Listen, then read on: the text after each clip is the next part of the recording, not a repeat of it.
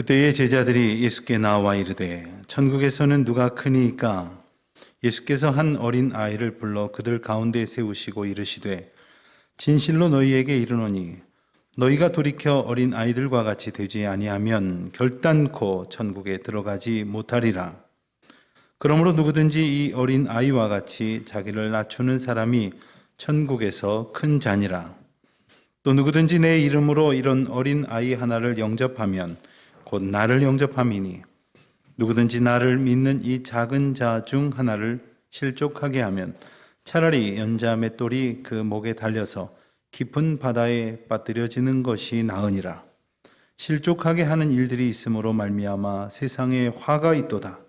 실족하게 하는 일이 없을 수는 없으나 실족하게 하는 그 사람에게는 화가 있도다.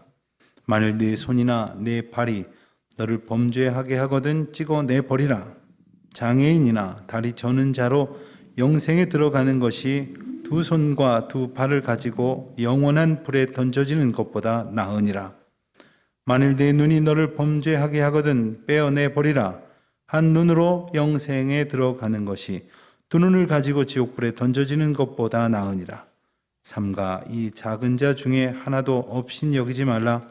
너희 중에 말하노니 그들의 천사들이 하늘에 계신 내 아버지의 얼굴을 항상 배옵느니라. 아멘. 어린아이들은 언제 봐도 참 귀엽고 사랑스럽습니다. 아까 우리가 확인했던 것처럼 어린아이들을 바라만 보고 있어도 얼마나 예쁜지 모릅니다. 오늘도 2명의 우리 어린아이들 유아 세례식을 거행했는데 얼마나 행복한지 몰라요. 오늘은 특별히 울지도 않고 저하고 아주 웃음을 교환해 가면서 아주 즐거운 그런 기쁘고 감사한 그러한 시간이기도 했습니다. 그 중에서도 더 예쁜 때를 꼽는다면 아마 막 말을 하기 시작할 무렵인 것 같습니다. 오물오물거리던 아이들이 말을 합니다. 무슨 말인지도 모르겠는데 좀 지나 보니까 말 같은 말을 하기 시작을 합니다. 그것 자체가 참 신기합니다. 어떤 아이는 어쩜 저렇게 예쁘게 말을 할 수 있을까? 참 공손하고 상냥하게 말을 하는구나 하는 아이들도 있고, 또 더러는 아주 황당한 말을 서슴지 않고 하는 아이들도 있습니다. 어찌 된 것일까요? 다 보았기 때문입니다. 다 들었기 때문입니다. 어린아이들이 말을 배우는 것은 당연한 이야기지만 1차적으로는 듣는 데서부터 시작합니다. 그리고 본대로 흉내내며 따라하면서 말을 배우는 거죠. 그러니까 어린아이들에게 어떤 모습을 보이고 또 들려주는가 참으로 중요한 겁니다. 말할 것도 없이 인생에게 있어서 가장 중요한 것은 바로 무엇을 배우느냐? 교육이 아니겠습니까? 우리 민족은 이 교육에 대한 열의와 관심이 많기로 소문이 나 있을 것입니다. 그런데 못지않은 민족이 있으니 바로 이스라엘 백성들입니다. 그것은 지금까지도 마찬가지입니다. 전 세계에 내노라 하는 리더들을 꼽으면 반드시 셋 중에 하나는 유대인이 들어있다, 이런 말들을 합니다. 노벨상 수상자의 3분의 1이 유대인이고 세계 경제계의 리더들 또한 그러하답니다.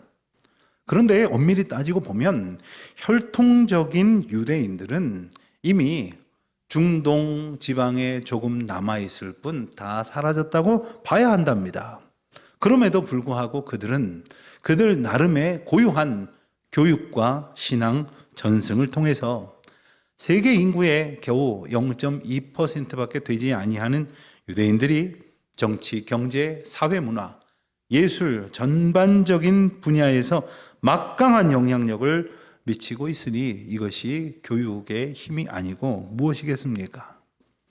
그런 의미에서 우리의 교육, 특별히 우리의 자녀 교육을 되돌아보지 않을 수 없습니다. 어쩌면 우리는 우리 자녀들이 좋은 학교 진학하고 남들보다 출세하는 것에만 관심을 두고 살아가고 있지는 않습니까? 이 세태가 아무리 생각을 해도 때때로 걱정스럽지 않을 수 없습니다. 무엇보다도 하나님을 아는 지식이라고는 조금도 없이 그저 세상에서 높아지려고만 하는, 힘을 키우려고만 하는 그러한 세태 속에 우리도 어리석게도 휩쓸리고 있지는 않은지, 막상 우리가 그것을 깨우친다면 우리는 주님 앞에 겸손히 그리고 간절하게 이 문제의 답을 구해야 하지 않겠습니까? 오늘 우리가 함께 읽은 본문 말씀에서도 그저 높아지려는 데에만 온갖 관심을 기울이고 있는 사람들을 보게 됩니다. 놀랍게도 그들은 바로 예수님을 가장 가까이에서 따랐던 제자들입니다. 오늘 말씀을 보니까 제자들이 예수님께 여쭈었습니다. 천국에서는 누가 큰 자입니까? 여러분, 이것이 제자들의 관심사였습니다. 무엇보다도 제자들은 천국은 가고 싶었는지 모르겠지만, 갈 수 있다고 생각했는지는 모르겠지만 그곳에 높은 자, 낮은 자가 있다고 생각했던 모양입니다. 그리고 그곳에서 높아지기만을 바라고 있었던 것입니다. 제자들의 이 질문을 조금 더 깊이 이해하기 위해서 몇 가지를 함께 생각해 볼 필요가 있을 것 같습니다. 우선 지금까지의 제자들의 분위기가 어땠을까 짐작하게 되는 겁니다. 아마도 그들은 예수님을 따르면서 그 생명의 말씀을 듣고는 있지만 끊임없이 서로 간에 시기하고 질투하고 또 높아지려는 경쟁적 분위기 속에 있었다는 것을 짐작하게 됩니다. 예수님께서 때로는 12 중에서 한 3명의 제자들 정도만 데리고 어디론가 다녀오신 적이 몇 번 있었습니다. 성경은 이런 말씀을 기록할 때에 다른 제자들의 분위기가 심상치 않은 것을 우리에게 일러줍니다. 저 사람은 뭐야? 왜 우리는 빼셨는 거야? 이런 생각을 하면서 나름대로 내가 더 높아져야 마땅한데 말이지, 이런 생각들을 하고 있었던 것 같습니다. 또 한 가지 본문을 보면서 우리가 염두에 두어야 할 것은 바로 오늘 본문 앞에 어떤 일이 있었느냐 하는 겁니다.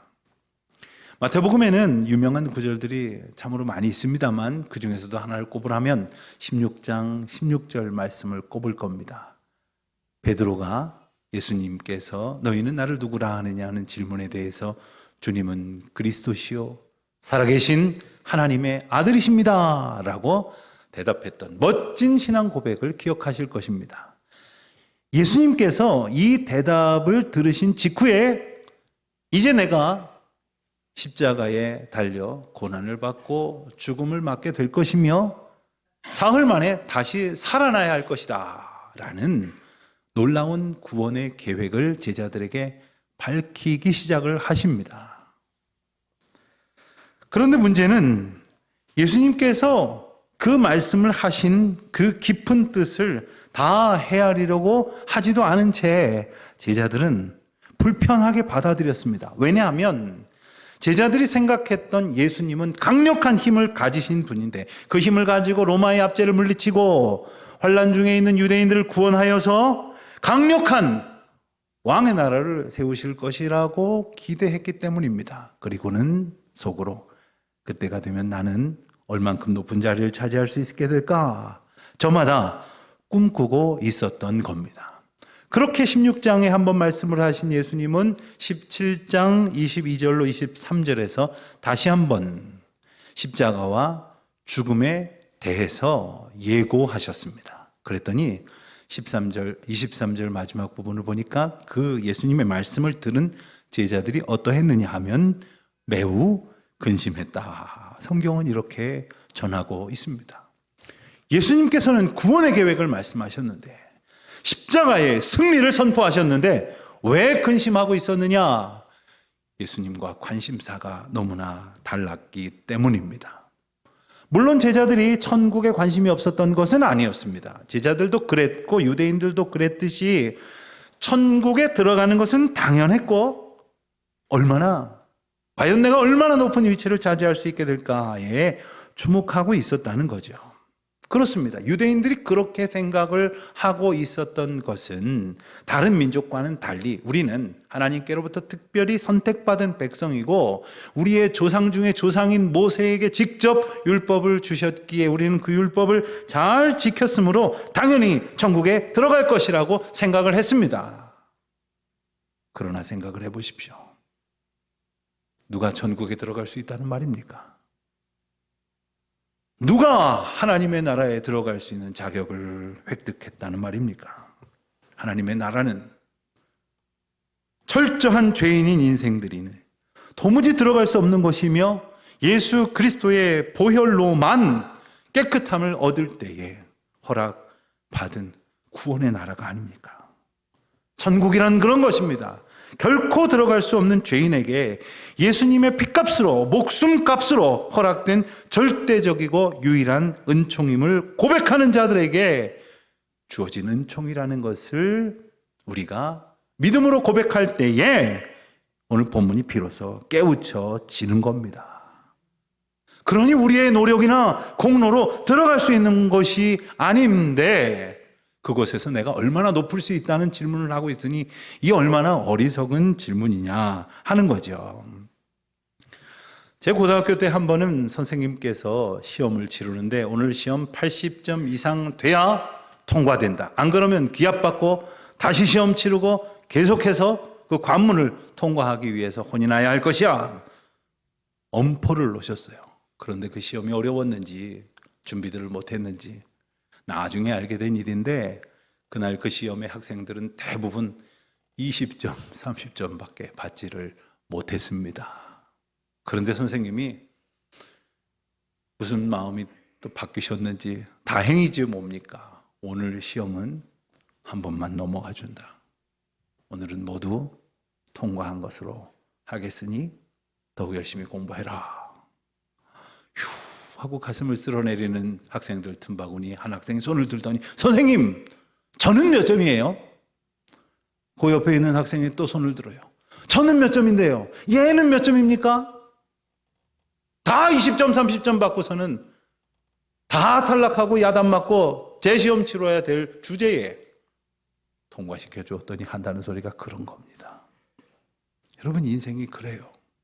도무지 들어갈 수 없는 천국을 하나님의 전적인 은혜 가운데 허락받았는데 그곳에서 제자리가 얼마나 높습니까? 이러고 있으니 우리 주님 보시기에 얼마나 안타깝고 답답했겠습니까? 제자들의 이 질문은 예수님이 지금껏 말씀해 주신 죽음과 십자가를 통한 전적인 은혜를 전혀 이해하지 못한 우매함에서 비롯된 어리석은 질문입니다. 그런데 이 질문이 그럼에도 불구하고 심각할 뿐 아니라 중요한 것은 제자들뿐만 아니라 오늘을 살아가고 있는 저와 여러분이 다 이런 생각 속에 살고 있기 때문이라는 거죠. 오래 믿었다면서 그래도 조금 안다고 생각을 했다면서 말입니다. 하나님 앞에서 우리가 구원을 얻었다는 것 그 자체가 얼마나 큰 은혜인지를 조금만 생각해 본다면 주님 앞에서 내가 얼마나 높을까 하는 그러한 궁금증이 또 얼마나 어리석은 생각인지를 알게 될 것인데요.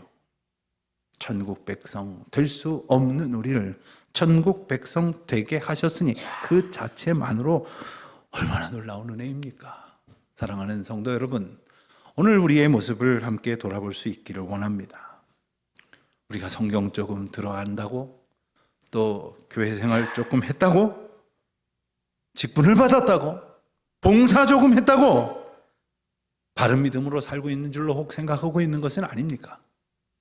십자가를 잊어버린 채 어리석은 욕망으로 그저 높아지려고만 생각하고 있는 것은 아닙니까?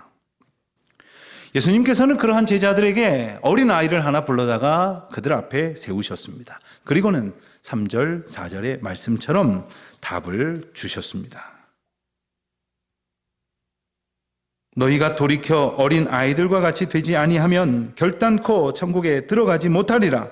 그러므로 누구든지 이 어린 아이와 같이 자기를 낮추는 사람이 천국에서 큰 자니라. 천국에서 큰 자가 누굽니까? 하는 질문에 이 어린아이처럼 자신을 낮추는 사람이다 라고 답하셨다는 거죠. 그런데 예수님의 이 대답을 달리 잘못 이해를 하면 천국에서 큰 자가 되려면 어린아이처럼 자신을 낮춰야 되는 모양이구나 하고는, 만약 그렇게 했다고 하면 그에게 있어서 자신을 낮추는 겸손은 천국에서 큰 자가 되겠다는 그러한 수단으로 삼았다고밖에 볼 수가 없을 것입니다. 그것은 당연히 진정한 겸손이라고 할 수가 없겠죠. 그렇습니다. 참된 겸손은 어떠한 계산도 속셈도 없어야 할 것입니다. 어린 아이들이 자신을 낮추는 그러한 행동을 우리는 계산된, 의도된 것이라고 말하지 않습니다. 억지로 겸손한 채 한다고 비판하지도 않습니다. 사실 정확히 말하면 아이들은 겸손하려는 것도 아니고, 더 정확하게 말하면 겸손이 뭔지 교만이 뭔지도 모릅니다. 그저 자기 자신이 본능적으로 아무것도 아님을, 아무 힘도 없고 아무것도 가진 것이 없음을 본능적으로 알기 때문에 말 잘 듣는 거예요. 엄마가 손을 벌리고 그리고 안아주려고 하면 펄짝 가서 안기고 꼭 끌어안는 것입니다. 전적으로 의지하고 따르게 되어지는 것입니다. 그런 어린 아이들이 변해가게 되는 거죠. 그런 어린 아이들이 전적으로 하나님만을 의지하고 바라보면서 살게끔 우리의 본성을 주셨음에도 불구하고 조금, 그야말로 몇 살밖에 더 안 먹었는데 말을 안 듣네요. 자기 생각이 옳다고 주장을 하네요. 게다가 남보다 높아지려고 남을 누르고 때로는 그를 제압하려고 온갖 생각을 골똘히 하고 있는 것을 보게 되지 않습니까? 그러니 어린 시절부터 우리가 전적인 하나님 사랑 가운데 자라고 있음을 알려줘야죠. 우리를 섬기기 위해 이 땅에 오신 그리스도를 우리의 삶 가운데 온전히 모셔드리고 우리를 온전케 하시는 주님을 전적으로 배우고 닮아 가도록 그들을 가르쳐야 하는 일에 우리가 힘써야 하는 것 아닙니까? 어린 아이들을 소중히 여기지 않고는 그러한 정성을 기울일 수가 없는 겁니다. 여러분, 우리가 우리 아이들을 얼마나 귀하게 여깁니까? 당시 유대 나라 백성들의 형편은 전혀 그렇지 않았습니다. 어느 정도로 어린 아이들을 관심 두지 않았느냐 하면, 사람을 이렇게 헤아리다가도 한 명, 두 명, 세 명 이렇게 하다가 어린아이가 있으면 그게 건너뛰었어요. 사람 취급도 못 받았다는 말입니다. 그러나 그렇다고 해서 그 어린아이들이 왜 날 무시해요? 아저씨, 나하고 누가 더 큰가 재볼까요? 그러지 않습니다. 어린아이들은 나는 아무것도 아니라는 그러한 본성 속에서 오히려 편안하게 자기를 이끌고 인도하는 이들을 따라가는 거예요. 우리도 그와 같은 은혜 가운데에 지음을 받았던 것이죠. 그 사랑 가운데에 그 인도하심을 받던 어린 아이들. 그런데 왜 어린 아이들이 잘못되는 것일까요? 하나님께서 우리에게 주신 그 귀한 사명으로 그들을 소중히 여기고 가르치지 못했기 때문인 것입니다.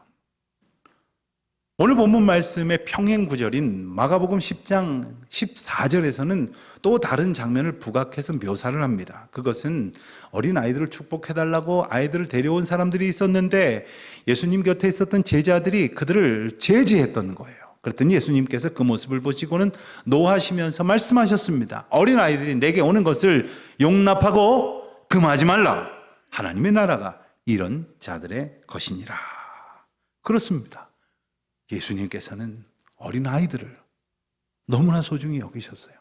사람들은 생각하기를 아무것도 가진 것도 없고 할 줄 아는 것도 없고 그래서 사람 취급도 안 해서 헤아리지도 않았지만 우리 예수님께서는 그 어린 아이들을 소중히 여기셨을 뿐만 아니라 그와 같은 모습을 가진 자들이 전국의 주인이요 전국의 큰 자라고 우리에게 일깨워 주시는 것 아닙니까? 그렇습니다. 어린 아이들의 겸손함을 뭘 모르는 그런 행동이라고 그렇게 쉽게 여기고 지나갈런지 모르지만 더 중요한 것은 그러던 어린아이들이 어른이 되어도 이제 이전보다 많은 것을 알고 갖고 누릴 수 있는 대단한 사람이 되어도 여전히 어릴 적처럼 나는 아무것도 아닙니다. 그저 나는 하나님 앞에서 부르심의 기쁨으로 순종하는 그러한 하나님의 자녀입니다 라는 생각으로 살아갈 때, 겸손히 자신을 낮출 때 바로 그 사람이 천국에 합당한 사람이라고 말씀하시는 겁니다. 우리는 압니다. 예수님 믿는다는 것이 무엇인지. 예수 믿고 예수님을 내 마음 가운데 모셔드려서 이제는 내가 나를 부인하고 내 생각, 내 뜻, 내 계획, 욕심 다 버리고 오직 그리스도의 인도하심만을 따르는 것, 그분만이 내 가운데에서 높여지기를 소원하는 것, 그것이 믿음의 길임을 우리는 잘 압니다. 그러나 어떻습니까? 실상은 내가 높여지는데 목숨을 걸고 살아가지 않습니까? 무시당하는 것 절대 참을 수 없고, 내가 낮아지는 것 결코 견딜 수 없으니 어떻게 해서든지 내가 높아지고 또 높아지려는데 목숨을 걸고 살아가고 있는 것이죠. 사랑하는 성도 여러분, 그런 모습, 그런 생각으로는 하나님 나라에 합당치 않다고, 그러한 생각은 하나님 나라 백성에 어울리지 않는다고 분명히 말씀하고 계시는 것입니다. 그리고 우리 자녀들을 향하여 그들을 소중히 여기고 그들을 그와 같은 믿음의 고백으로 인도하여 나아가라고 말씀하시는 것이죠. 그런데 오늘 본문 말씀은 누군가를 그렇게 잘 믿음의 길로 이끄는 사람이 있는 반면에 이끌지 못하는 사람, 아니 이끌지 못하는 정도가 아니라 오히려 누군가를 실족시키는 사람이 있다고 경고하시는 말씀을 6절에서 이와 같이 주십니다. 누구든지 나를 믿는 이 작은 자 중 하나를 실족하게 하면 차라리 연자 맷돌이 그 목에 달려서 깊은 바다에 빠뜨려지는 것이 나으니라. 6절에 등장한 연자 맷돌은 집에서 이렇게 녹두전 하실 때 조금 이렇게 돌려서 가는 그러한 자그마한 맷돌이 아닙니다.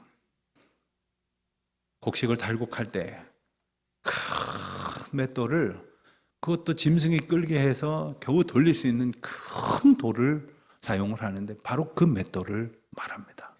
수백 킬로가 되고 어떤 것은 1톤 가까이 된다고 해요. 그런데 어떻게 그 무거운 돌을 사람에게 매달아서 물에 빠뜨린다? 이런 끔찍한 일이 어떻게 일어날 수 있습니까? 이것은 과거로부터 전해져 내려왔던 끔찍한 처형법 때문에 나온 이야기입니다. 여기 아주 심각한 죄인이 하나 있습니다. 얼마나 큰 흉악한 죄를 저질렀느냐? 극형으로 다스려야 하고 차라리 이 사람은 죽이는 것은 마땅하고 장례마저 치러줄 가치가 없다라는 생각이 들 만한 경우에는 아예 큰 돌을 매달아갖고 물속에 던져버렸다는 거예요. 남을 실족시키는 것이 이와 같은 잘못이라는 비유를 말씀하시는 이유는 우리가 결단코 남을 실족시켜서는 안 된다는 거예요. 남을 실족시키는 일이 있을 수는 있다고 말씀을 하시지만 그것은 우리의 부족함 때문이니 온전하신 주님을 늘 의지하여서 주님을 우리가 따라갈 때에 누군가를 바르게 인도할 수 있을 것 아닙니까? 주님을 우리가 똑바로 걸어갈 때에 누군가가 우리를 보면서 따라올 수 있을 것 아닙니까? 사실 저와 여러분이 오늘이 있기까지 이만큼 그래도 믿음 생활할 수 있었던 것은 하나님께서 우리의 믿음의 조상들 가운데에 좋은 본을 허락해 주셔서 우리를 보게 하셨기 때문일 것입니다. 그렇다면 우리는 어떻습니까? 우리의 이웃들이나 자녀들에게, 특별히 이 복잡하고 어지러운 세상을 살아가고 있는 우리 어린 자녀들에게 그 믿음의 길을 잘 인도하고 있는 것일까요? 아니면 혹 실족시키고 있는 것은 아닐까요? 우리는 그들을 예수님께서 사랑하셨던 것처럼 정말 사랑하고 있는 것일까요? 그들을 예수님의 길로 온전히 이끌기 위해서 최선을 다하고 있는 것일까요? 오늘 우리에게 대단히 중요한 사명도 주시지만 그보다 먼저 우리를 인도하시겠다고 약속하고 계심을 기억하십시오. 그래서 우리가 사는 날 동안 어린아이와 같이 되면 주님께서 우리를 분명히 이끄시고 천국에서 아름다운 은혜의 열매를 맺게 하신다고 하신 것처럼 믿음으로 살아가는 저와 여러분이 되시기를 바라고, 또한 약속으로 주신 우리 모든 다음 세대와 어린 자녀들이 주님 앞에 아름답게 자라나서 하나님 나라의 영광을 꽃피우는 믿음의 귀한 결실을 얻도록 주께서 주신 사명 다하는 저와 여러분 되시기를 주님의 이름으로 축원드립니다. 기도하겠습니다.